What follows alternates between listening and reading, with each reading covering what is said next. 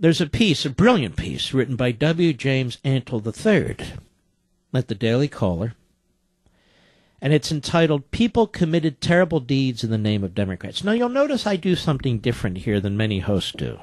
Many hosts steal the intellectual property of other people, like Michael Crichton, who I talked about today, or other people who spend time and make effort and don't make a hell of a lot of money posting things on the internet. They're bloggers or what have you, and they steal the thoughts of these people and regurgitate them and then burp them out as if they're their own thoughts. That never, ever will happen in this program. Wherever I can find a person who makes a really good point that I want to relay to you, I give them attribution. And if I don't, that means it wasn't their original idea. It was mine. But we're not going to play games here. We're going to play by the rules because I believe in that. It infuriates me when people steal stuff right out of my mouth on this program, steal stuff out of my books. People work hard. They think things through. What's wrong with acknowledging them? Why pretend you're smarter than you are? That's the problem in this business. Got some really good people, and then we have intellectual munchkins who pretend they're smart. Oh, you know what kind of degrees I have? No, and I don't care either. Anyway, people committed terrible deeds in the name of Democrats. Now, this is for Barack, Milhouse, Benito, Barry, Obama, the third, Junior, whatever.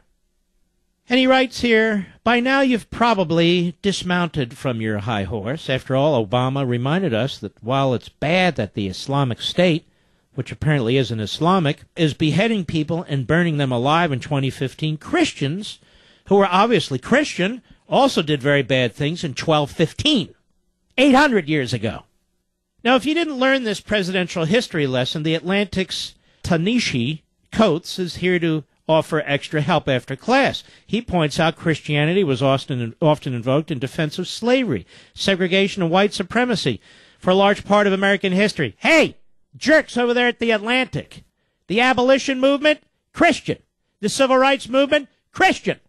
You jerks.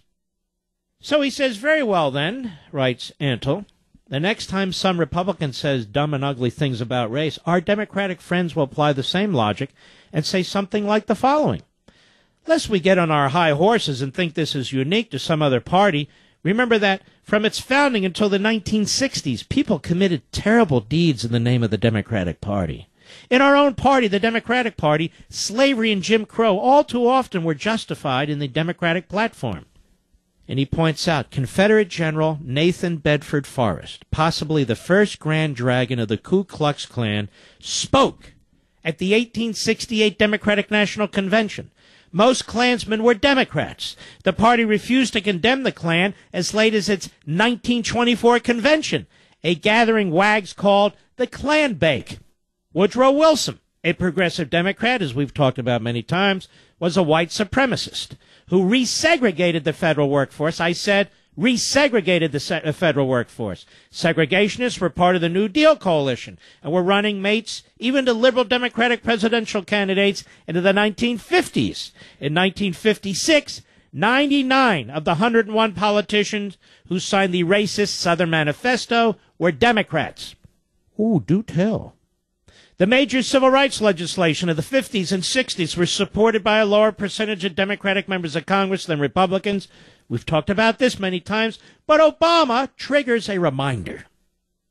This included J. William Fulbright, who was a mentor to Bill Clinton, Al Gore Sr., who was father of the future vice president, and Robert Byrd, an ex-Klansman, who was the Senate Democratic floor leader until 1989 and an elected Democrat until his death in 2010. George Wallace, Bull Connor, Lester Maddox, all Democrats. Now you get the point. We don't need to ask whether liberals think any of this history is relevant to the Democrat Party today. They've told us repeatedly that it's not. When then conservative Bruce Bartlett wrote a book about the Democrats' past racism, the Washington Monthly's Steve Bannon dismissed it as cheap and silly. Its history ended in 1965, he said. Well. Or Matthew whatever his name is, put it, that was all quite a long time ago. So, not longer ago than the history Obama and Coates cite in comparing Christian supporters of slavery and segregation in the 19th and 20th centuries to ISIS today, It's all much more recent than the Crusades or the Inquisition. If we're talking about Christians or Americans, there's a direct link between the distant past and today. But if we're talking about Democrats, it's all ancient history, you see. It's almost like saying that bringing up the weather to argue against global warming is stupid, but bringing up the weather to argue for it is really smart and sophisticated. All analogies break down somewhere.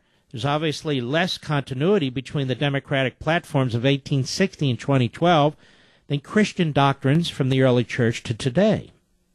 And so you have it. He goes on. The point is an excellent one. Obama gets up there and trashes Christianity. Absolute outrage. That'll be an outrage for the ages. And he's defending ISIS. Make no mistake about it. Oh, Mark, what do you... Excuse me. He should have gotten up there and given a speech unequivocally attacking the enemy. And like the brave president of Egypt, talked about the need for the Muslim Reformation. But he wouldn't. So in essence, he's defending the worst aspects of the religion. And that's the truth. And I'm done with him, and I'm done with that.